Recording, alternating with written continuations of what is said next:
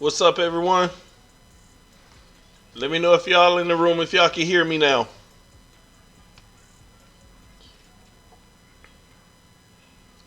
Let me know if y'all can hear me.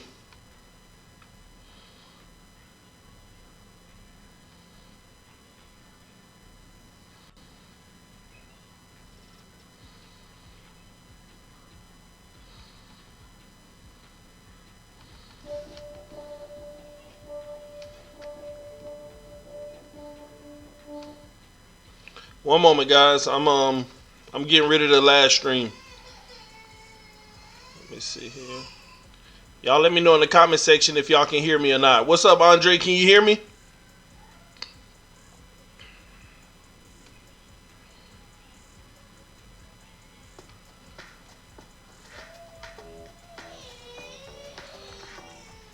I can hear you. Cool, man. Awesome. I don't know what's going on with YouTube, but it's not picking up my sound even when I disconnect the mic, man. It's good. Cool. Let me just close out of this last stream and then I'll be good to go. 1 second, guys. Let's see here. Okay. The title is on. I'm creating my Wix site. You think you already have... One moment, guys. Let's see here. All right. Edit.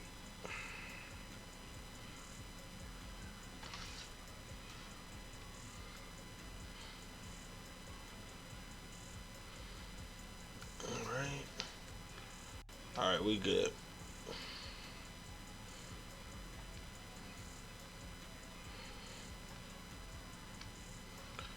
Okay. What's up, everybody? Just giving y'all about 30 more seconds to come in the room while I clear this previous stream. Videos. All right. How do I get rid of this?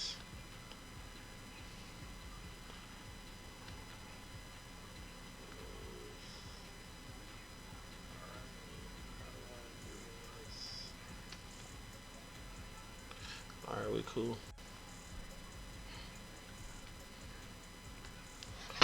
All right, we good, man. What's up, everybody? And we're back. I can hear you. Cool. I don't know what's wrong with YouTube. When I log into YouTube, it just hasn't worked the last few days. My mic, even when I disconnect the mic, I have no idea what's going on. So I had to come to Streamlabs OBS to transfer my stuff to YouTube and go live. I don't know what's going on, man, but I'll figure it out. I would like a refund for all my donations, sir. Hey, hit me up an email, George. How about that? Hey, TD. I can't believe we lost on Thursday, TD. Who lost on Thursday? What do you mean we? Oh, you're part of the Golden State team? They done, man. Yo, TD, what's up? I can actually hear. Good. Let's go, Fins. Let's go, TD. Fins talk. Yeah, I can hear now. TD. All right, guys. What's up, everybody? What's going on with everybody, man? I hope everybody having a good night, a good Saturday. One, is it too dark in here? Let me remove this thing some, make it a little brighter. Or is that too much? It doesn't matter. But anyway, man, I hope y'all having y'all great Saturday. Hopefully y'all enjoyed y'all time with y'all family. But I got to thinking today, man. I went into deep thought. Pretty much start thinking about the Miami Dolphins organization, and above all, I start thinking, what is everybody thinking? What is everybody thinking in their mind, man? And I start going through coaches, I start going through players, I start going through everyone, and it's just some interesting things just to think of the way that our roster is built, the way that everything is put together, man. It's some interesting things that's going on in the organization right now. Some puzzling things, some curious things, and we'll talk about those in the moment, man. One moment. Enough basketball talk. Yeah, we done, Diary. We talking Miami Dolphins. Let me go grab my iPad so I can keep up with the chat while I'm going, so I ain't got to keep reading the screen. One moment. Where are you?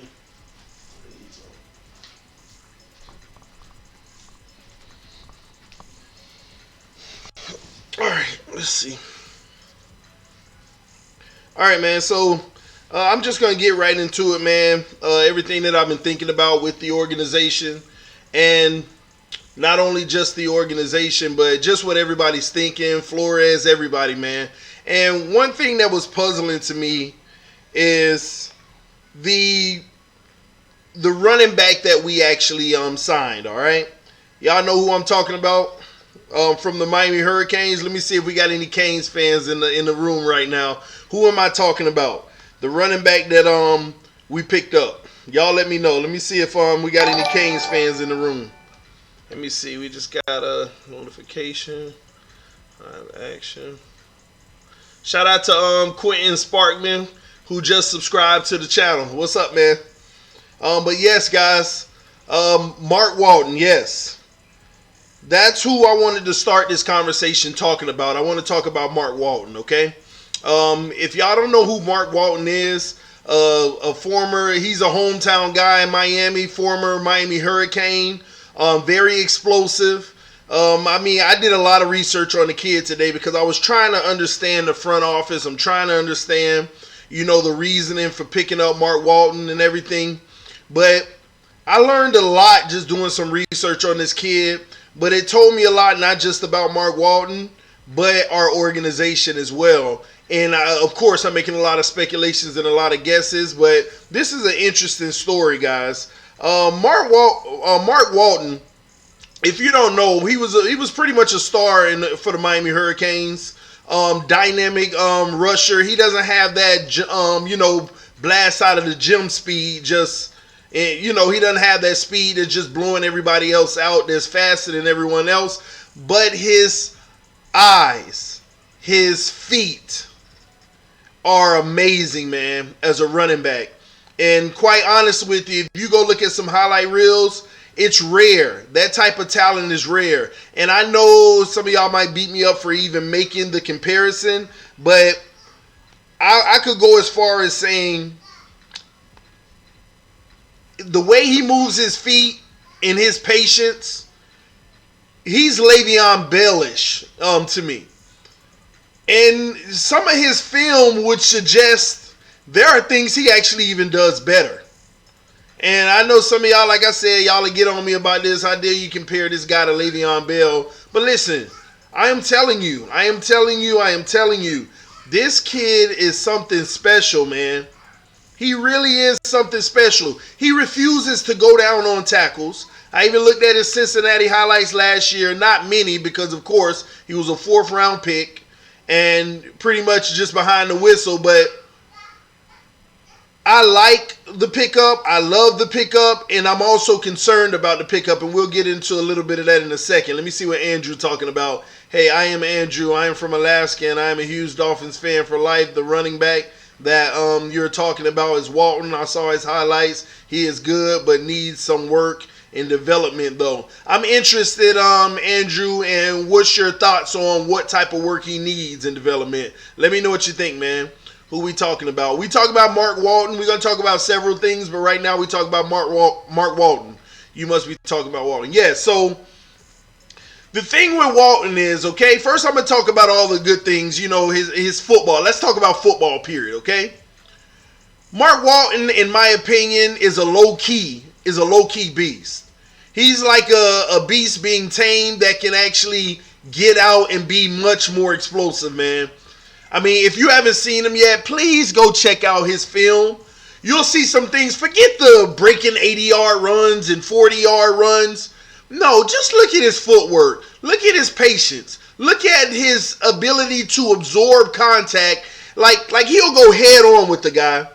And he doesn't lower his shoulder to run him over. He never tries to run anybody over. He's not a run you over back, and he's not a back to let you tackle him and just knock him back.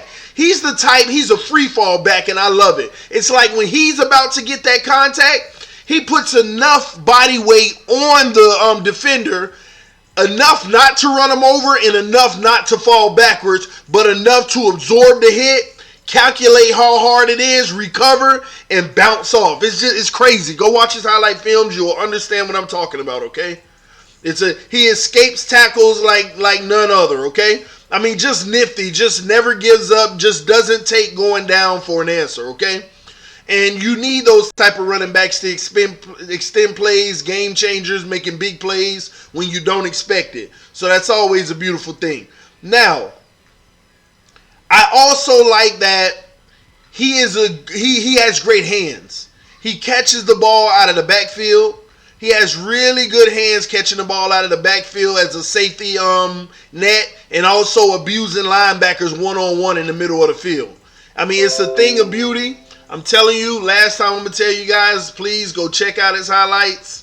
And again, we always talk about highlights. It's not so much lowlights, okay? Now, I am going to talk about him in comparison to Drake in just a moment. Let me catch up and see what some of y'all are talking about. Drake might not be here long term. He's great at catching the ball out of the backfield, but can't run up the middle to save his life. Hey, I'm not even going to knock you for that because it's a fair assessment, man. People say I hate on Drake, J. Rose, but it's also a fair assessment, man. But we'll see what O'Shea can do with Drake and see if he's a different back this year. Has been a while since I have been in the chat, but I'm back, baby. Let's go. What's up, AJ? His main focus is getting arrested. Terrence, we're going to talk about that in a moment, and that's an interesting one, Terrence. I'm not going to say this is the kid's main focus, but hopefully you stick around, Terrence. I want to talk about that, just my thoughts on that. Only 34 yards last season. The Bengals didn't trust him enough. Dolphin staff can change him into either Melvin Gordon type running back. I'm never a believer in, hey, a team didn't trust him enough. He was on the roster. If you don't trust someone enough, and we're not talking about, if you don't trust someone that much, trust me, he's on the roster. At the end of the day, they had running backs that were more seasoned that they preferred to go with. But we shall see, man. Oh, by the way, TD, I really want to help you out. I can get you get on my other account with the mod. It's Asher, by the way. Appreciate you, AJ. Shout out to you, man. TD, it's time to update the wheel names. You know what? I'll do that tomorrow, man. Hopefully I remember. Finally caught you live. What's up, TD? I'm good, man. But listen, man. Listen. As far as his football skills, I have no question about it. Let's transition to talking about Drake in comparison to this kid, okay? And that's Mark Walton we talking about, man. Let's talk about Drake in comparison to him. Somebody just said Drake's days may be numbered. I'm not sure about that one now. I don't think Drake's days are numbered, but they are preparing for Drake's exit if they need to. Remember, what I love about Greer right now is the fact that he's built this roster to not feel like he's in prison for no player. He built the roster to not worry about losing not a single player on this roster at the end of the day. And I love it, okay? Now, are all these guys the same type of talent? There's a lot of talent, but there are different levels to this, and we understand that, all right? But at the end of the day, you got to give it up for Greer for making the roster this way because it makes it that much easier not to miss people. Put it like this. If Drake goes down with an ACL right now, do we really feel bad about Balaj getting this shot? Do we really feel bad about Balaj getting this shot? I mean, I don't. I hate to lose another weapon in Drake, but no, I don't. That's what I'm talking about when I say you got to give it up for Greer, making sure that this roster isn't hurting if a certain player was gone, if that makes sense. This roster has supreme flexibility, and that's what it's about. Supreme flexibility. You know one thing we haven't been able to escape lately? The injury bug. You know why we can't escape the injury bug? Because we haven't had supreme flexibility. Players that can play multiple positions. And that's what it's about, man. And I'm happy that we're doing what we're doing, man. Nope, Balaj is probably going to be the starter come mid-season anyways. Maybe, I don't know. But that's my whole point in all of that. But when I look at somebody like Mark Walton and I look at Kenyon Drake, I see Kenyon Drake as a bigger body. But I can't sit here and say what Kenyon Drake does better than a Mark Walton. I literally can't, based off of film, of course. But I literally can't. And there are some things that I can say that Mark Walton does better than Kenyon Drake. Mark Walton has better feet than Kenyon Drake. Mark Walton has better vision than Kenyon Drake. Mark Walton has better play extending ability than Kenyon Drake. That's just a fact. That's a fact, man. And I know this is a kid who only played a season with the Bengals and ain't got no stats. But at the end of the day, I'm calling it what it is. I have to call it what it is. Mark Walton was a former fourth round pick. Fourth round pick. Kenyon Drake. I gotta... One moment, man. Let me make sure I get this right. And Kenyon Drake was a third round pick. I knew it, but I want to make sure. Was a third round pick. Ain't that big of a difference. And to be quite honest with you, the reason why Mark Walton was a fourth round pick and some projected him possibly a second rounder was because of his issues off the field. He had got arrested for a DUI at the time, if I'm not mistaken, and all charges were dropped. They showed that there was some shadiness with the police officers going on, where Mark Walton was able to produce to authorities text messages that basically showed that he was telling the person who needed his help that he was going to call an Uber, and they were like, whatever you do, just hurry up and get here. Mark Walton took it upon himself a little, I guess, intoxicated, and drove to the area anyway and got a DUI on the scene. Many say that was a setup because as soon as he tells the person he's not going to be able to drive pretty much, and then he shows up to help him out, then the police arrest him. But it wasn't even so much a DUI that got him. It was being intoxicated underage. I believe he was 19 at the time, if I'm not mistaken. So that's something that's why his draft status dropped drastically. Okay? Now, that doesn't excuse the fact that he's also been arrested, if I'm not mistaken, 3 times in the last, in a 3-month period, not too long ago, by the way. All right? Next Wednesday, he has court for one of those cases. One of the 3, might I add. He has court in which he is not going to attend court. His attorney will be attending court for him, and he will actually be practicing instead because he feels that's more important. Okay? Ran from the police, got tased, jumping over a fence, then got up after getting tased and took off again on the police. Got away, but then eventually got caught later, if I'm not mistaken. So he has some things going on in his life. He has a lot of things. I also saw the video where he got into a altercation where he had a misdemeanor assault charge on him for slapping a cell phone. He got into it with somebody who told him to move their vehicle. He didn't move it. They start fussing. He walks up. The people walk up to him saying, "Who is this guy?" The woman has a camera in his face. He slaps it out of her hand. A scuffle ensues, and the police arrest him for it. Small little things turning big. Small things turning huge. And to be quite honest with you, unnecessary. Stuff that is kind of Mark Walton's fault. He could have avoided. So it makes you wonder, and we'll get to that point because somebody made the point earlier, all he's good at is getting arrested. And I wanted to talk about that comment. I don't know this kid. I don't know him. I don't know his personality per se. I did see those videos though, and in those videos, it is not becoming of someone who is many people will revere as a role model. But at the end of the day, I am a firm believer in you never know what somebody is going through in their life. You never know what other factors he's dealing with, living with. You have no idea. So in those situations, I may have an opinion, but the last thing I want to do is judge anyone. Miami Dolphins giving him another shot is eye-opening though.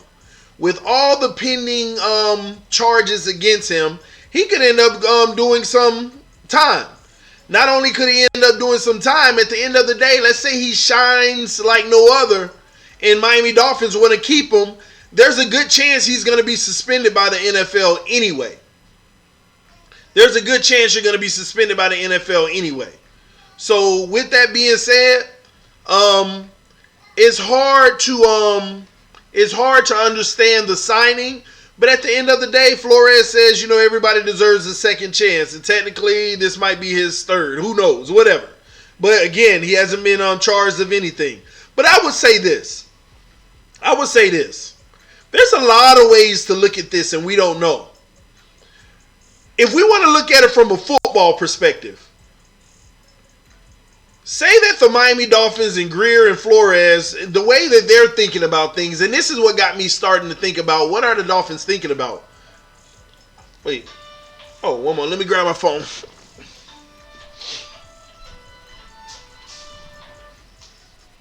Hello? I'm live. All right, bye-bye. All right, love you too. Bye-bye. All right, so that's what got me thinking, what is the Dolphins thinking about here? So I start putting myself in Greer's shoes and Flores' shoes. Okay, I got a guy that got arrested 3 times. He probably might even get suspended, X, Y, and Z. Why waste my time bringing him in? Guys, I just sat back and said, what are they thinking, you know? And then I start putting taking, you know, just people's personal opinions out of things. And I literally realized Flores and Greer can just be doing Mark Walton a solid. You know, troubled kid going through a lot of crazy mess. Let's give him a shot. Let's take his mind off of outside life and let's give him something to focus on here. I'm giving the rest of these guys competition. Giving Drake and those guys competition. Let's help this kid out. He's a good kid. He's from the U. This is homebred. Let's bring him in for Kep. Let him run with these guys and give him a shot. And at the end of the day, if it doesn't work out, it's all good. We were just trying to help him out, get his mind off of things, give him a shot anyway. But if it does work out and he's one of the better 3 options for us, then we're going to allow this kid to make the roster. We are going to allow this kid to make the roster. And at the end of the day, if he doesn't make the roster, this is a kid we might be able to sign to the practice squad.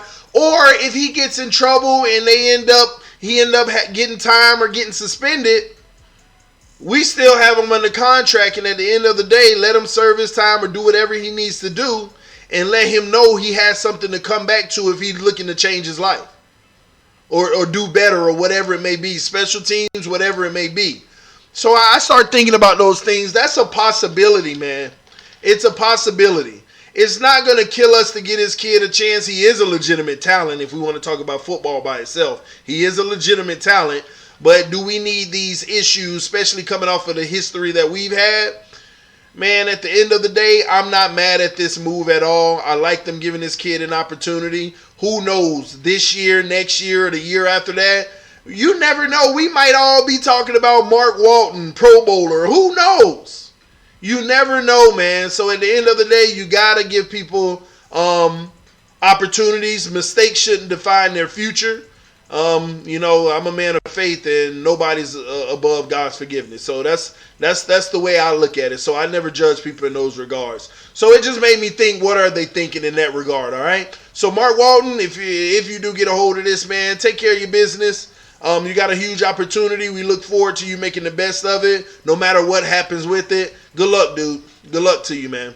Let me see what y'all do. Until he matures and learns how to become a great runner, even sitting back and watching other runners like Drake and Balaj and see how they're running will help him even if he does do time.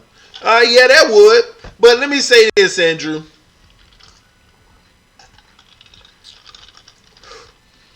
The kid has intangibles that actually Drake needs to sit back and watch.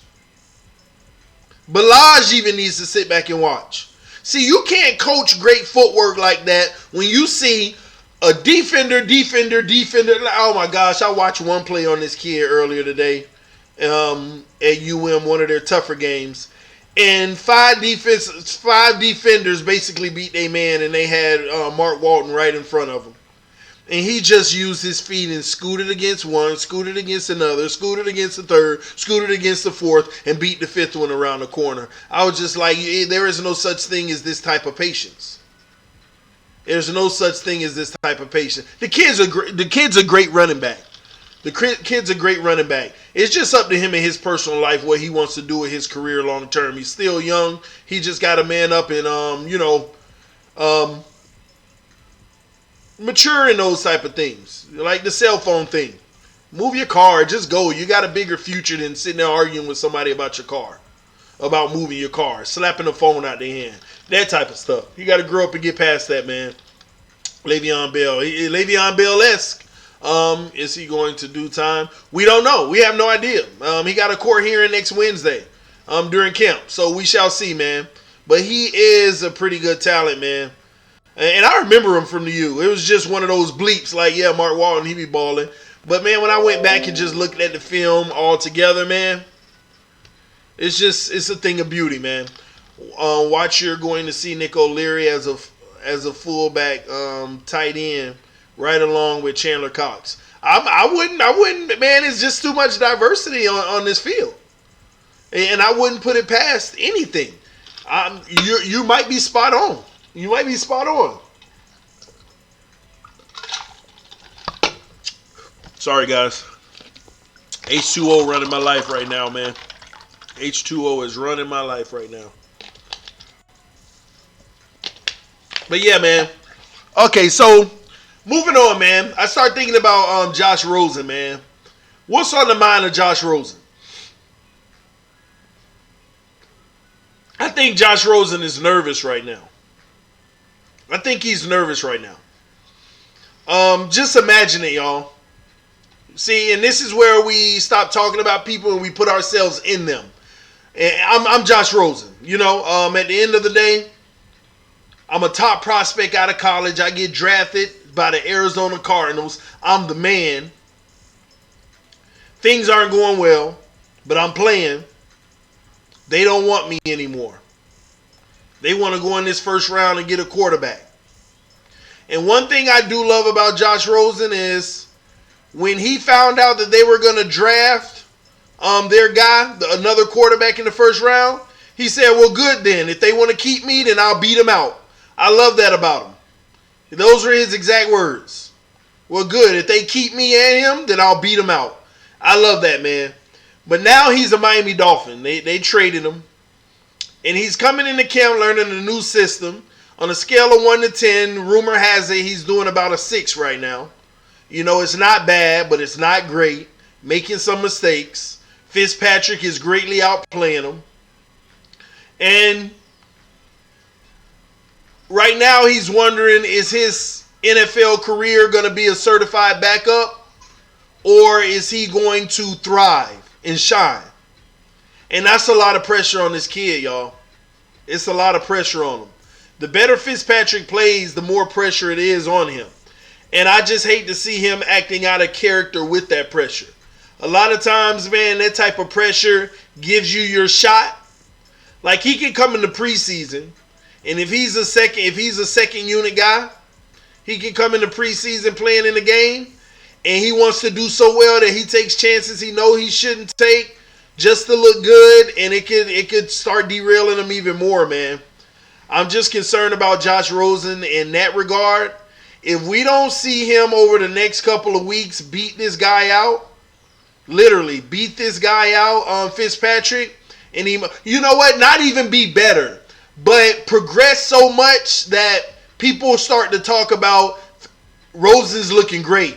Fitzpatrick's looking great too, but Rosen's looking great. He got to change it. He has to get into that conversation. If he doesn't get in that conversation soon, it's a concern. It's a concern. The only thing that I do like about the Fitzpatrick situation is the worst thing that can happen is we have a good backup who's a project for years. I mean, if you look at it, you got to look at Rosen, whether he ends up being the guy or not.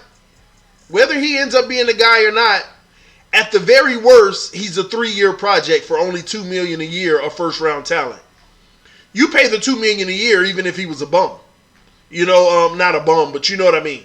Even if he turns out to be trash. $2 million a year, that's a good project to be working on for $2 million a year and a former first-round pick. So I need people to start to understand it's not a rush. We're not in a rush to get Rosen to start. We're not in a rush for Rosen to be the guy. We're not in a rush for Rosen to start. We're not in a rush for Rosen to save this franchise. Rosen literally has a 3-year window, ladies and gentlemen. So right now, and let me tell you why I'm pulling off of Rosen in that regards. I'm not putting too much on him. And at the end of the day, he can emerge and be the leader and take us to the playoffs and be great. Who knows? We're going to find that out. But you got to look at it from the organization, the standpoint. Where's the rush? We're not in a rush at all. And I know some people are going to make a big deal of it. Say Fitzpatrick does well and Rosen doesn't start. People are going to make a big deal of it next offseason. Rosen isn't the guy. If he was the guy, he would have started. Let's go get Tua. Let's go get Tua. Oh, yeah, you're right, Dolphin advocate. Rosen should be in a rush. But the Miami Dolphins aren't in a rush. You're spot on. But please understand, the Miami Dolphins are not in a rush. Because when they come into the NFL, it is a different story. Guys are much quicker. Even the defensive linemen are a lot quicker. Everybody's good. Everybody trying to make it. I agree with that.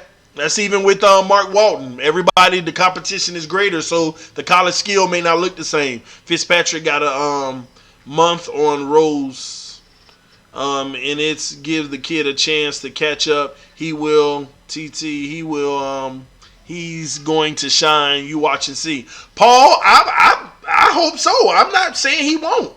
I hope he does. I believe he can. I mean, you're not a first-round talent, and trust me, I believe he has the potential, and if O'Shea is who he say he is, then let's see what he can do.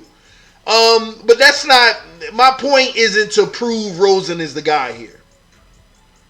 My point, you can't rush learning all the new terminology. It's a lie. Exactly. But what I'm trying to, so all y'all who think that I'm coming at Rosen, back up for a second. It's not to prove, my point right now is not to prove Rosen's the guy or not.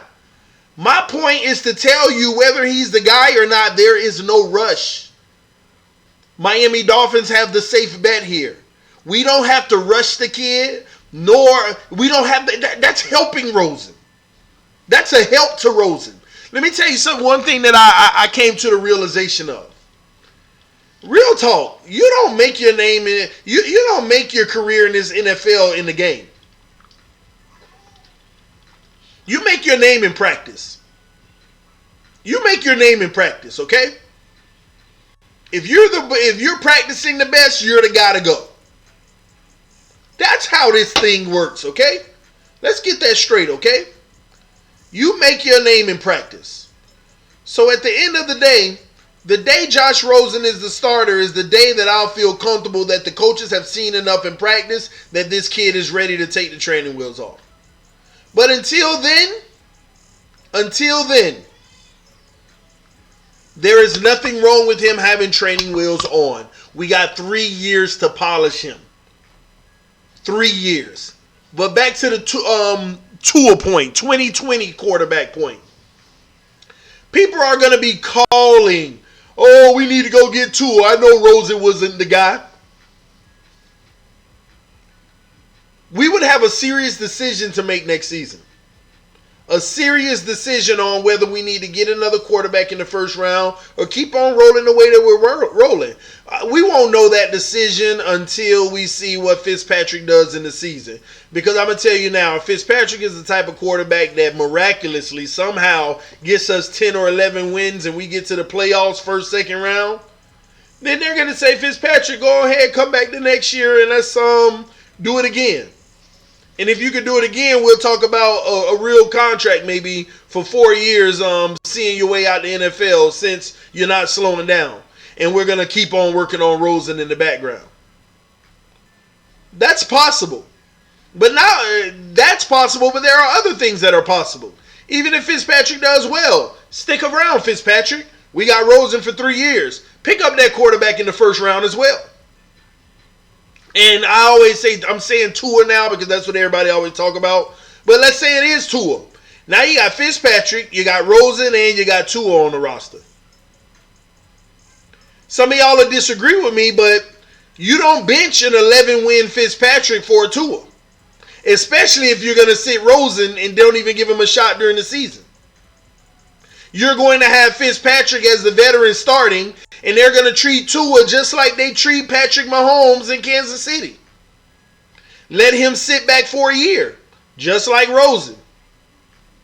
And then after that, whoever's the best player, if Fitzpatrick gets hurt, Rosen or Tua, who's the best player? you're the one who goes. Or we play a whole nother season. Now we're ready to move on from Fitzpatrick because one of those two young guys done turned into something that we see, ready to take the ship.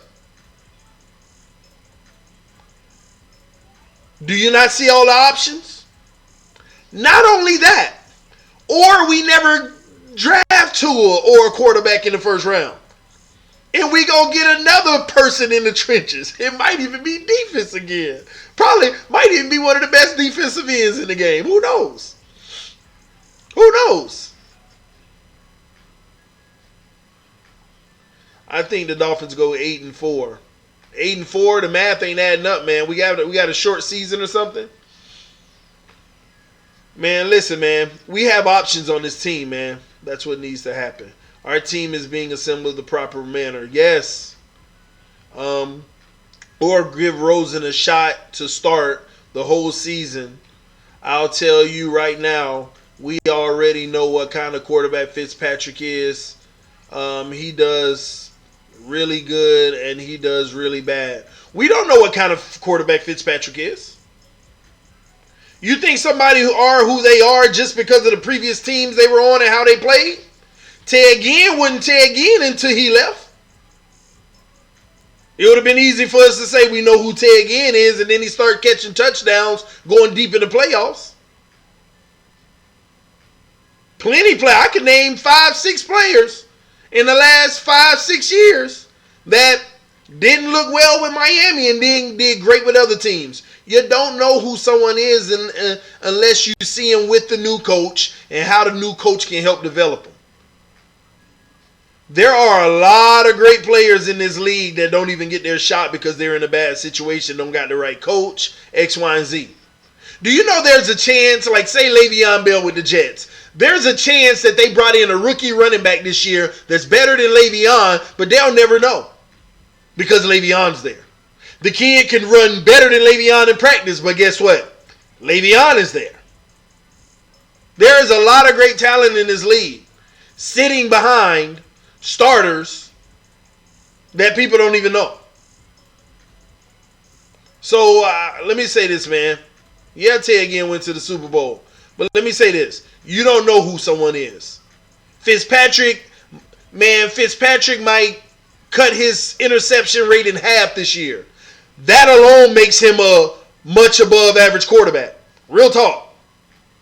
The only knock on Fitzpatrick is he going to give you some great things, but he going to take so many chances doing it that he's going to give you a lot of turnovers as well. That's his MO. That's his MO. That's his MO. But who knows? Fitz is a gunslinger like Matt Moore. You're right. But what if O'Shea gets a hold of him and helps him balance that? He's a different quarterback. Less turnovers? Oh my gosh, he's a different quarterback. Only thing playing against him at that point is his age. He went to the Super Bowl but wasn't the sole reason they got there. Of course, nobody's the sole reason anybody gets anywhere. No player is the sole reason anyone gets anywhere. If you believe they are, then you don't understand this game of football that takes 11 guys on the field. I don't care if we lose as long as we compete to win. I can't wait to see these new Dolphins. Me too, Ronnie, man. It's going to be a thing of beauty, man. But anyway, like I said, guys, it's not a rush. Rosen is not a rush situation. And somebody said, well, they should just let Rosen play. The better guy in practice is going to play. I've always hated this league when they came in with that entitlement crap. They will bench a seasoned veteran who is average. May not be above average, but average for a quarterback who looks bad in practice just because he was your first round pick. That's the dumbest thing ever. Titi, you heard about how they might have 18 games in a season?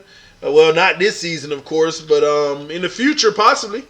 I would love it. I'd just be missing football too much. I'm one that say we only need 3 preseason games anyway. Everybody know the 4th game is a joke. And they try to make it seem like This is for the reserves for that last spot. Who's going to be able to take it? Coaches already know, man. They already know. What happens on that field ain't during game day in the preseason ain't even what's dictating the roster cuts, man. Trust me, man. These coaches know more in practice than anything, man. They know more in practice about how these guys practice than anything. But anyway, moving on, man. That's how Rosen has to think. But then I start saying, what is Fitzpatrick thinking right now? And shout out to David Dougal for subscribing to the channel. A new subscriber, David, man. Welcome, bro. Welcome to the channel, man. Hit that like button, guys. But then I started thinking, man, what is Fitzpatrick thinking? And I can only imagine. Man, I'm going to come keep shining over this kid. If they start this kid over me anyway, they full of crap. That's what Fitzpatrick has to be thinking. I'm out playing the kid in practice. I'm a man. He's acting like a boy, maybe. Think about it. If I listen to Fitzpatrick on press conference, Fitzpatrick was like, man, yeah, the kid got a lot to learn, X, Y, and Z. Fitzpatrick ain't holding back. He not playing around. He not holding back. He telling you what it is. He telling you exactly what it is and how it is. Let me turn this down. Devon Gottschall better than Sue. Well, I'm not sure about that. Gottschall got a few more years to do what he does to be in that conversation. And got to stay healthy. They not going to tell us if he's really thriving right now anyway. It's OTAs. Oh, they know. They know. Let me tell you, man, you can read a lot through the language, man. When you got Flores on a podium literally talking about, well, you know, I see some good things, see some things he can definitely improve on. You know, he's learning, got a lot to learn, X, Y, and Z. Then when you hear him talking about somebody like Tunsil, the kid has X, Y, and Z. He's able to do this, that. I'm sure, you know, he still can get better. But, you know, there's a different language around it.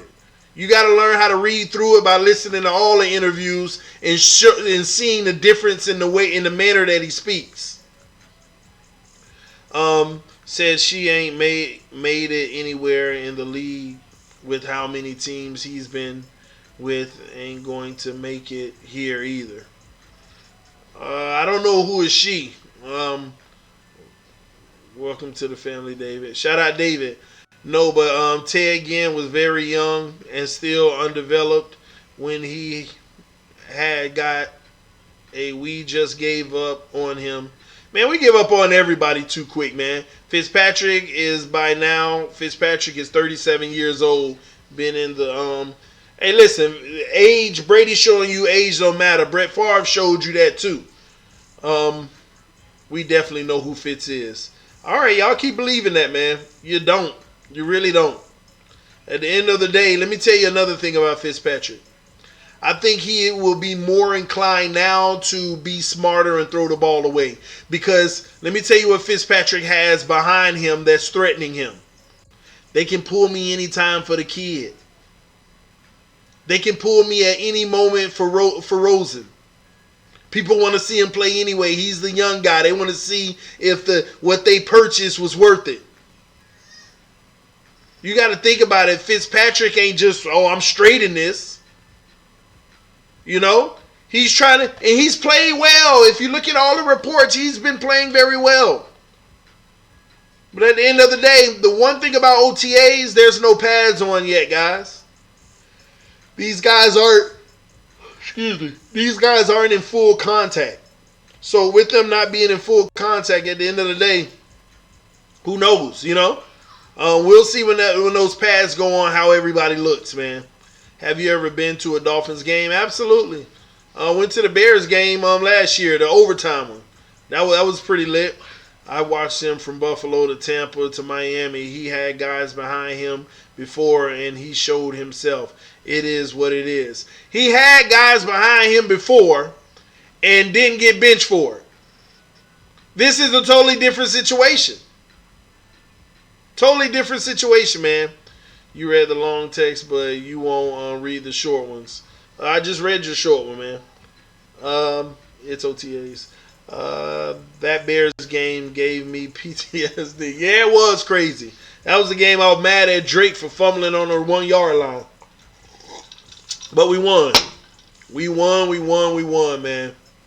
Albert Wilson went off that day. I think 3 touchdowns. Matt Moore had what people think is a good game, but it was the most simple game for him. But he didn't make too many mistakes. Well, he threw a pick, 2 if I'm not mistaken.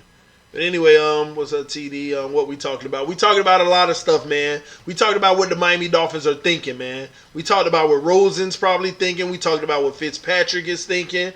We talked about what Greer and them probably thinking about Mark Walton. And then I started thinking about Tunsil, y'all. I started thinking about Tunsil. What is Tunsil thinking right now? And I was just like, Tunsil's in there putting in work, getting better at his craft. And in the back of his head the whole time, man, they better pay me, man. We better be talking about contracts soon. Because they kind of holding off on the contract. They can get it done. But they holding off. So he probably just sitting back. I'm going to do my job, do my thing, man. But they better pay me. They going to pay X. They better pay me, man. But I'm going to ball out anyway.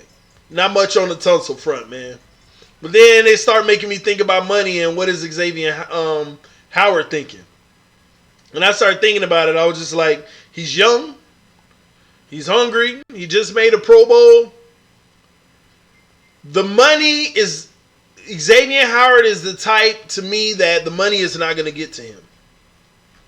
And it ain't because the money ain't life-changing and it ain't going to get to him. It's because he didn't just get his money and come from out of the dark from somewhere, but he went to the Pro Bowl. He got to experience being around other stars. At this point in his career, he should be striving to get back there. So in his mind, let me work hard, do what my coaches tell me to do, but I'm trying to have another Pro Bowl season. I'm trying to have another Pro Bowl season. And that's amazing, man. That's a good and positive to feel like that's what he's thinking at this point. And I really do think that that's what's going on in Xavier Howard's mind right now. I want to go to the Pro Bowl again.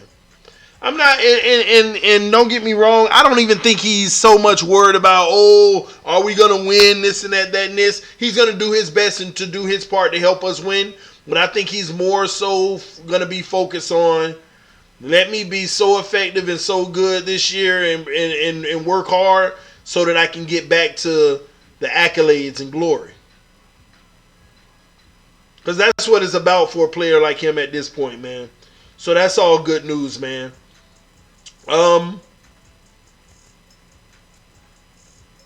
Let's go back to Chris Greer real quick, and then I'll get to the chat section, see what y'all thinking about. Chris Greer, man.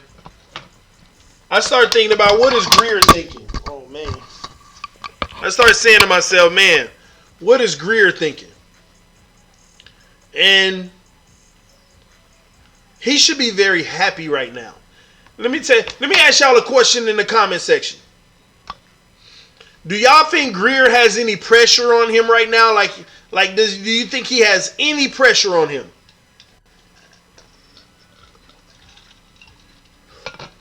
Y'all let me know in the comment section real quick. I hope we start the QB who is shining when kickoff starts. Exactly. I think coaching staff will make this team work. They have no other option anymore. Exactly. All right, so Anthony said no, yes a little, no, zero, no way. Ronnie said yes a little. Sorry, I meant to say Larry Tunsil has got to be a little bit more consistent. He's shown he's got talent. Yeah, I guess, we want everybody to be consistent, but he's played damn good, man. Not much. No, not till 2020. Greer has zero pressure. Week to week, it cannot change. Why? If you're talking about, what is True talking about? I know you're not talking about Greer. Let me know who you talk about, True, Greer or Tunsil. Greer has zero pressure. I hate when people don't have any pressure, but I'll also tell you why I don't mind Greer not having any pressure. Number one, the reason why Greer has no pressure, Tannenbaum was the one that got fired. Greer was the one picked to move forward with this new regime. Not only that, you have to be able to point to this is what Greer did that wasn't good. And even so far this offseason, I mean, of course, time will tell. But I just can't point to anything. If anything, I rave about almost everything that he's done this offseason.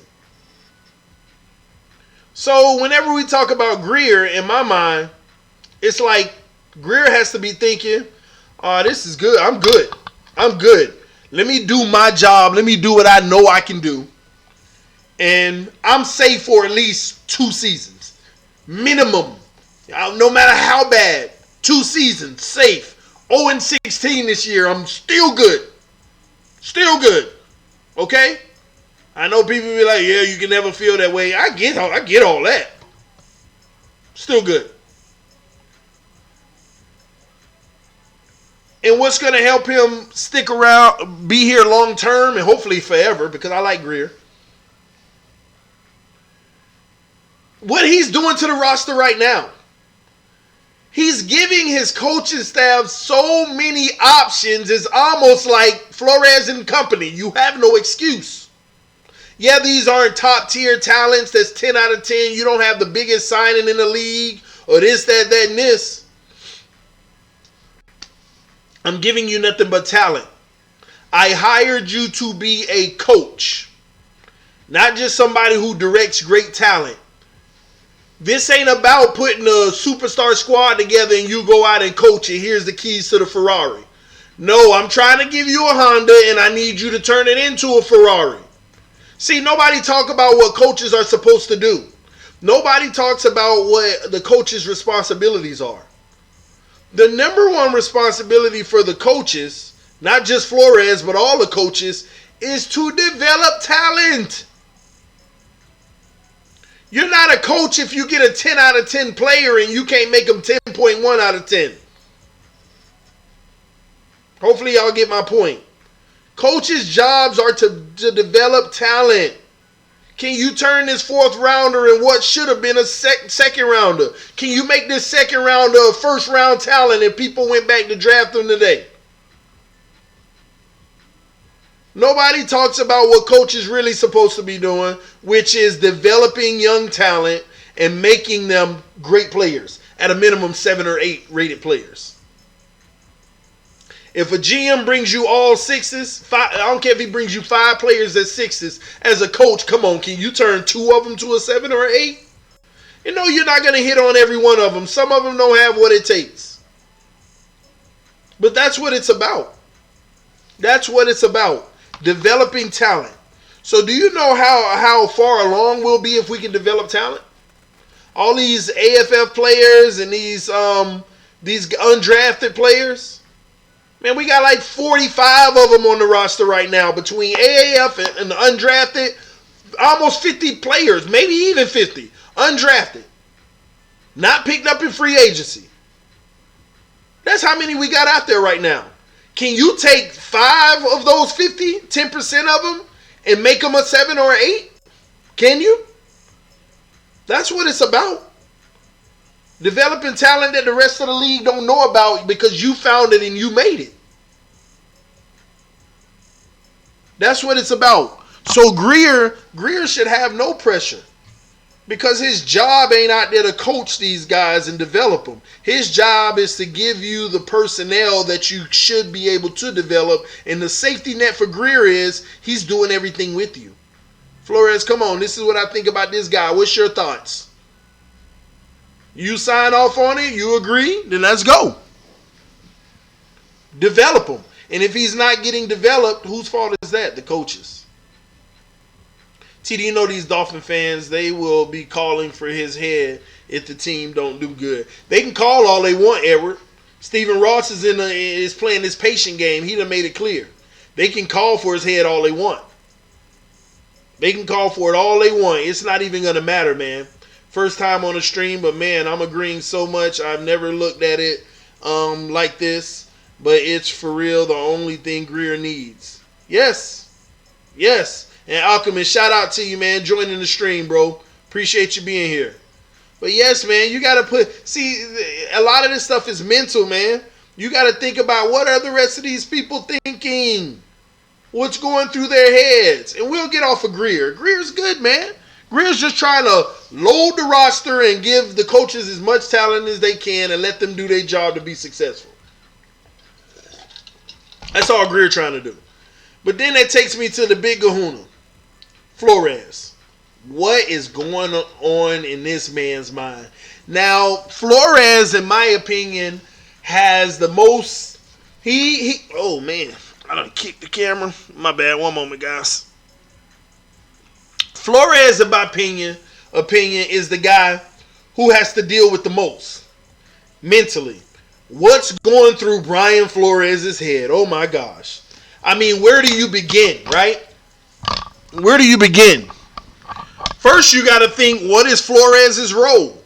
Flores' number one role. See, I'm going to be honest with you. One thing that TD doesn't know is, and I'm dying. I've been working hard to see, figure out how I can get press credentials, by the way, because I want to be up close with the coaches, the players, interviewing them, talking to them. That's the future of this channel, man, and I know I'm going to get there, all right? I've been making phone calls, connecting with people, and I'm figuring out how I can get in there. But Flores, what is his role? I don't know how the organization is run in regards to the responsibility of the Miami Dolphins head coach, because every organization is different. And Flores has been talking lately about, it's a little different not being on one side of the ball and being in all facets, right? Flores has already produced results. Yes, I love Flores, by the way. But I don't know what he's doing as a coach, and here's what I mean by that. Is Flores going to be the type of coach where, I love defense though, so I'm always over with the defense? It doesn't sound like it based off of what he talks about, because he talks about the full facet of the team and how it's different being involved with all of it. So I do like that. But I just hope that he's doing his number one job. I hope that Flores is doing his most important job. Matter of fact, let's see if any of y'all know what Flores' job should be. The number one thing a head coach should be doing. There's one thing he should be doing. The number one thing. I want to see if y'all get that right. I'll be right back in about 30 seconds, man. I agree to that. See if somebody get it in the comment section.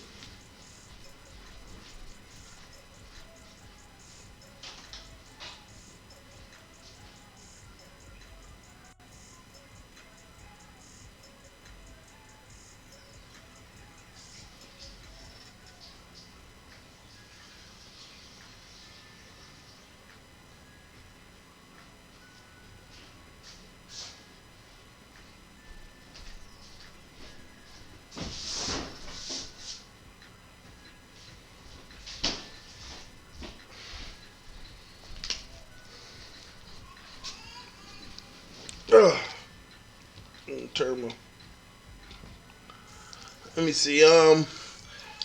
me see. He is a communicator, okay? Winning games. Nope, that ain't the number one job. Rosen to Devontae Parker. Get used to that. And I would love it. Season has to start. One moment, my little one crying. It was supposed to be sleep. 1 second.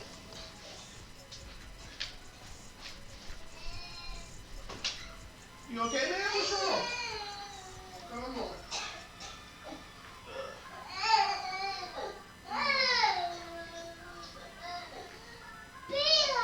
Carter?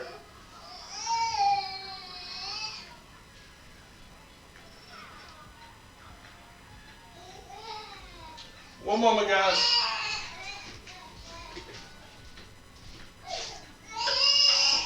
It's okay, man.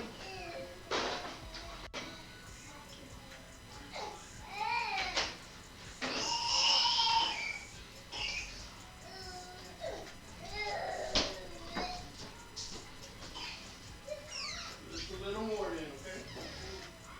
That TV.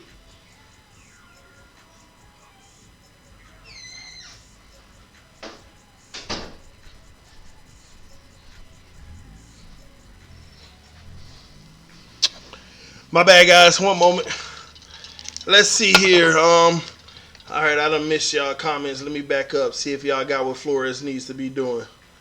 All right.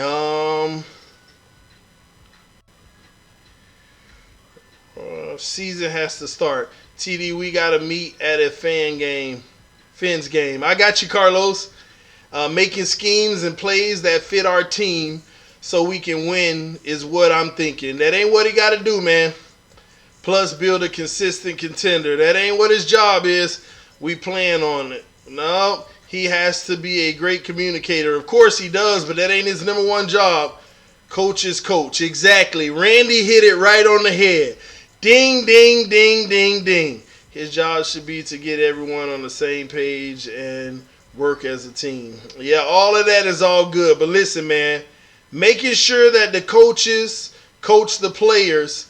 It ain't just the coaches coaching the players. It's the coaches need to be developed as well. See, that's what people fail to realize, okay? Have some of y'all ever worked at a job? Some of y'all might know what I'm talking about. You ever work at a job and you got a manager, then you got supervisors, and then you have people who mainly do the core purpose of the job? Like, you can tell if an organization is good or not. If the manager is developing the supervisors and teaching them how to effectively develop the employees, that's a good organization. Not the type of organization where the supervisors run the show and they just report to the manager and tell what's going on. Flores' job is to coach the coaches. That is the number one job of the head coach, man. And a lot of coaches in this league don't do that. They don't do that.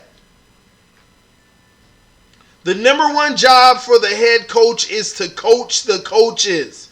When you're let me give you an instance. If Brian Flores go over and he's over there watching the defense today. He's watching the defense.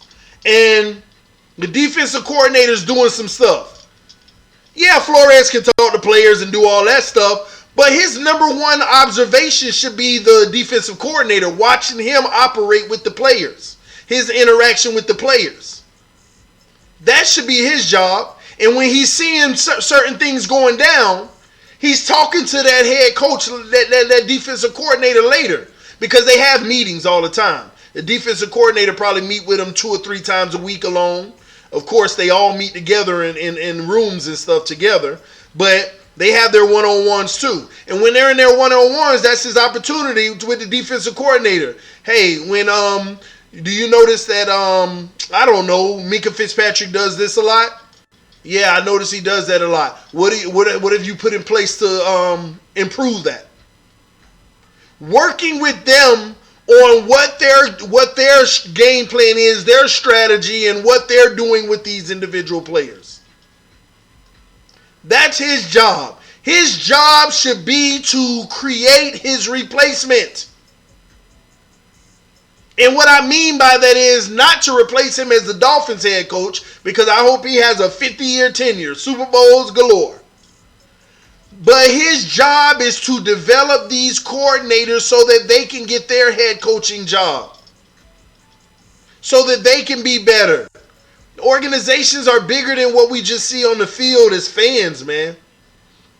To have a happy organization, a healthy organization where everybody feels good, everybody feels like there's opportunity, everybody feels like I have something I'm fighting for. What do you think happened in New England? Look how many coaches came from Belichick. Every year, an assistant coach almost becoming a head coach now.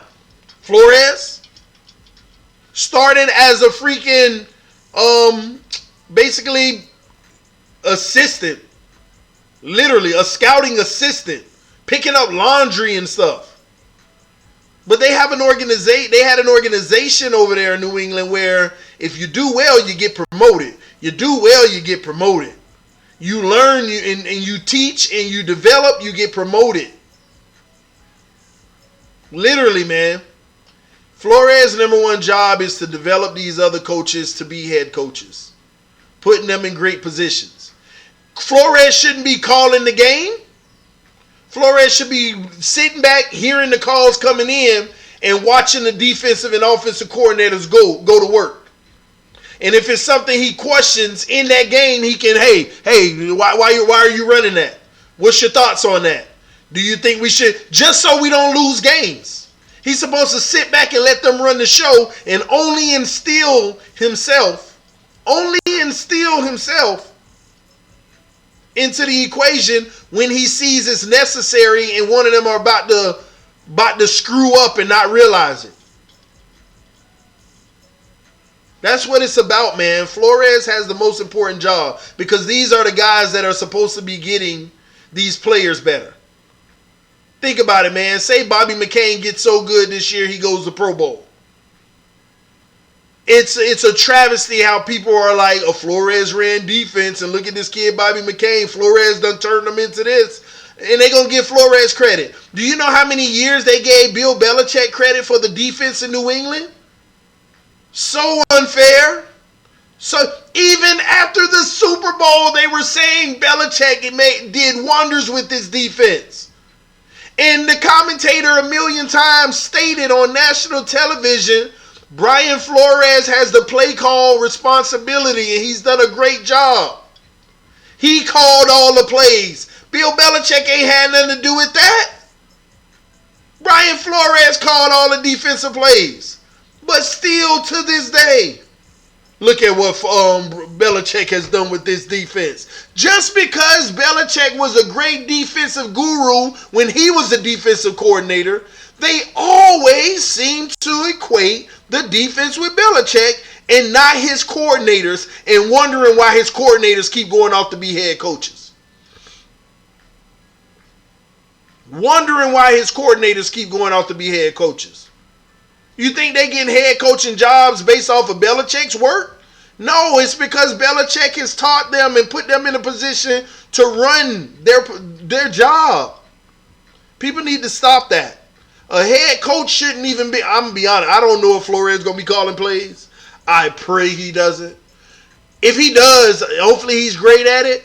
But hopefully his offensive coordinator is great at it too so that they can do their job in their entirety. I want to see Flores with a headset on, looking at the defensive coordinator on Sunday and looking at the offensive coordinator, listening to everything they calling. Head coaches, to me, I've always said this. You are not a head coach if you're calling the plays. You are not a head coach if you're calling the plays. This ain't high school where the head coach has to call the plays because the staff is limited. This is the NFL where you are unlimited resources as far as the staff. I mean, the linemen, every position on the team got a coordinator. Every position on the team got a coordinator. Running back coach, tight end coach, receiver coach, fullback coach. Almost every position on the team has a coach. Flores needs to coach these coaches, man. That's what I say about Andy Reid. That's why I always say the reason why Andy Reid doesn't have great success as a head coach. I know he wins a lot. But I always say Andy Reid is not a head coach. He's a coordinator who so happened to be titled the head coach. Because he sits over there and he calls all the plays. And then whenever the opposing side of the ball has it, he just lets the other coordinator do his job. Hey, handle that. And he has no idea what's going on the other side of the ball. And he wonders why he always have an electrifying offense. Great offensive, Mr. Offensive Coordinator. But your defense can never hold enough people to actually win Super Bowls like that. That's how I look at it, man. That's how I look at it. But Flores has a lot going on in his mind right now and what he's thinking about. He should be worrying about coaching these coaches, evaluating all this talent out here, helping everybody make decisions, being a motivator, sending a message, and being the enforcer, man. He has a lot going on around him right now. Dealing with Greer and a lot of these contracts for the future. Dealing with these new players. Think about it. It ain't like he got a whole bunch. First off, he's a first-year coach. First year, man. First-year coach. He got so much he's learning, too. It's interesting, man. But I'm hyped. I'm hyped at the direction that we're headed and the way that things are going. I don't know. Last year I felt something special, man. I felt something special with that team, but those injuries just punched us dead in the mouth. But this year is a little different. So much less big names, but for some reason, I feel like we have the talent to do something special, but it'll never be special if it ain't the right head coach to put it all together. And I am just hoping Flores is that guy. I believe he is, but I am hoping that he's that guy. I am really hoping Flores is that guy. Andy Reid can't manage a clock or his timeouts after 2 decades of head coaching. Chiefs have a good defense under Reid. Last year was unusual. No, it's not what I'm saying. I'm not saying he doesn't have a good defense. My point is, you don't see him interacting with the opposite side of the ball that he coaches primarily. He just leaves it be and trust whoever's running that ship over there. Let them do their thing. I'm not even going to question anything. That's my thing. Is he really developing whoever the guy is in control of it? Whoever the coordinator is? Or is he just letting them ride out? If that's the case, that guy should be a head coach somewhere anyway. One moment, guys. Hey, mama. Hey, I'm busy right now. What's going on?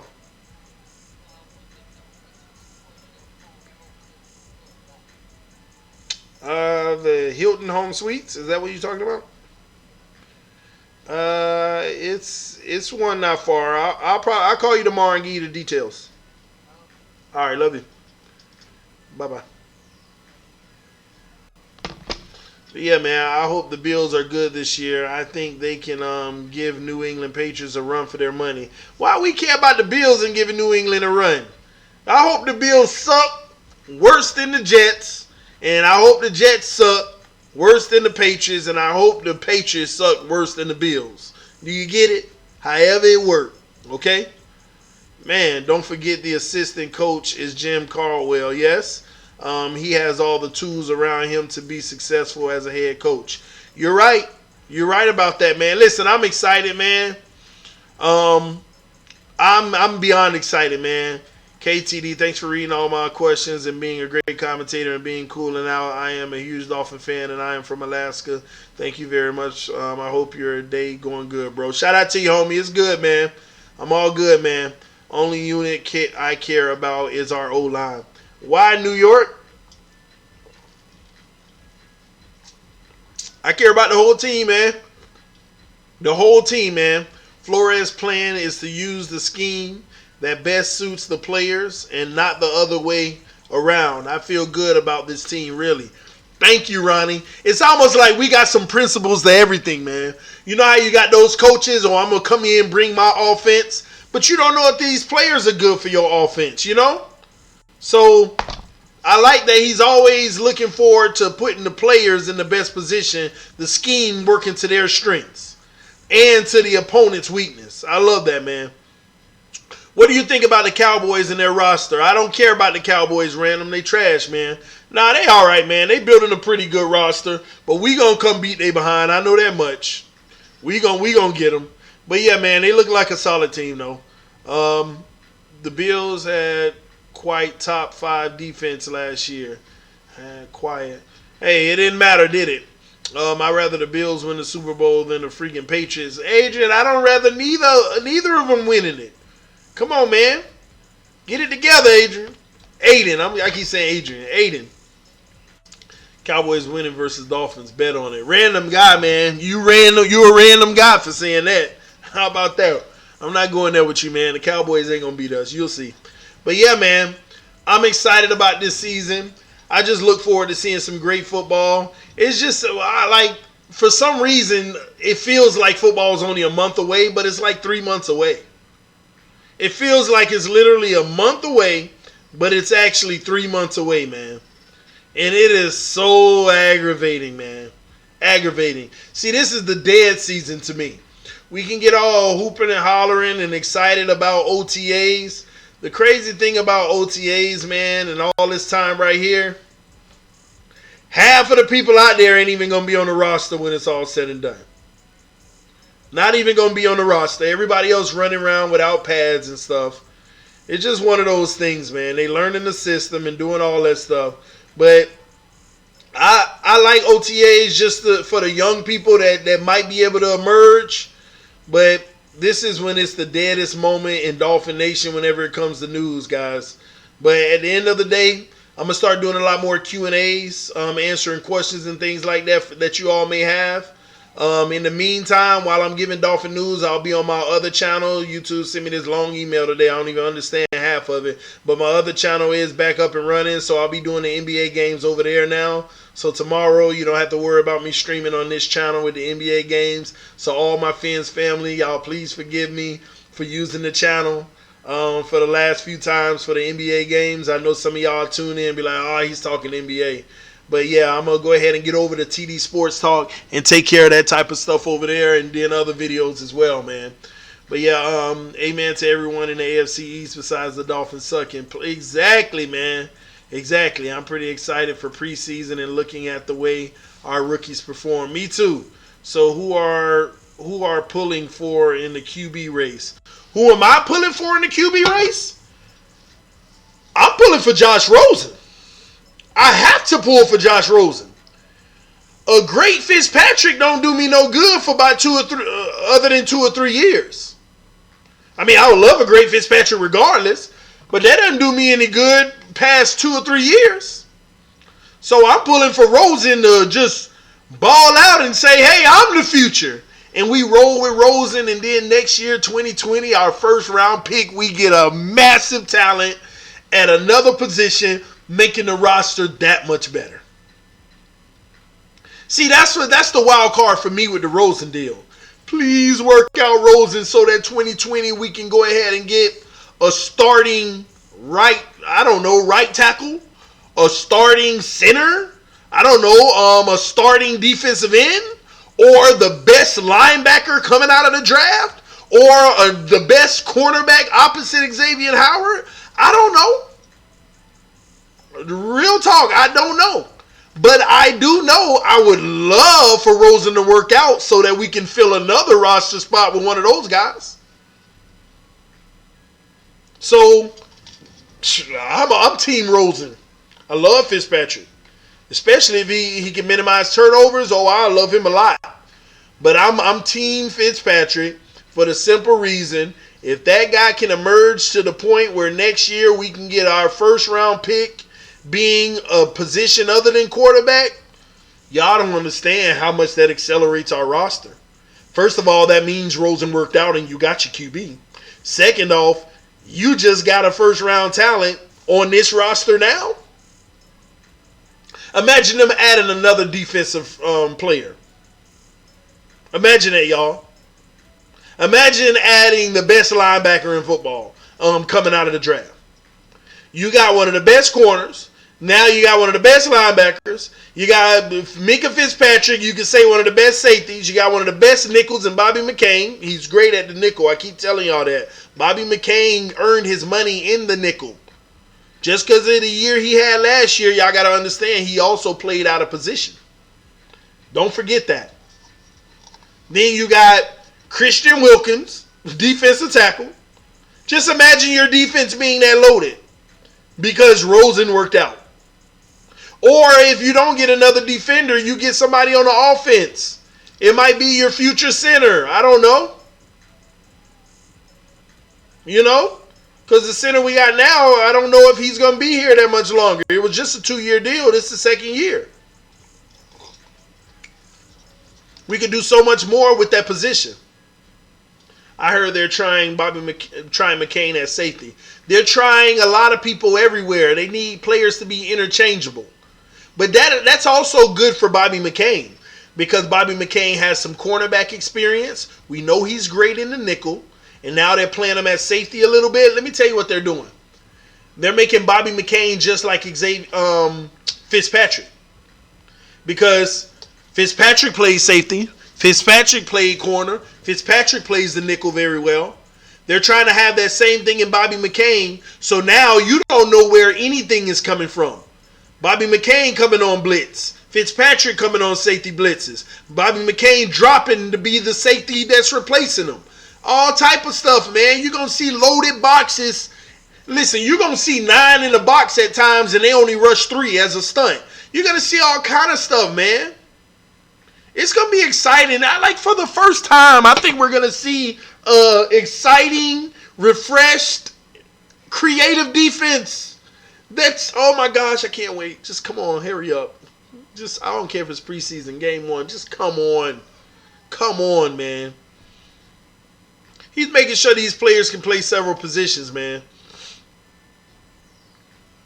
I'm back. Who we talking about? Nobody, JC, man. I'm about to get out of here, JC. We've been on for about an hour and 20 minutes, man. But yeah, I hope y'all excited as well, man. This TD Fans Talk. I'll come. Oh, my thing done fell. It's all right. I'll come back to y'all tomorrow, man, with another one. Hey, y'all let me know in the comment section if there's anything in particular y'all want to talk about, any questions y'all have. Please let me know. I'll be more than happy to get on it. And it's time to grind, baby. It's June. It's the month for grinding. We're going to be doing it, y'all. We're going to do it big. We're going to also start talking about some of our plans for the season, meet and greets, what games we can meet up for, all that good stuff, man. But once again, guys, this is TD Fans Talk. Love y'all. Appreciate your love and support. If you're new to this channel, hit that subscribe button. Peace, y'all. I'm out. Tomorrow night, catch me on my other channel streaming the NBA game. I'll talk to y'all later. Peace. You too, David.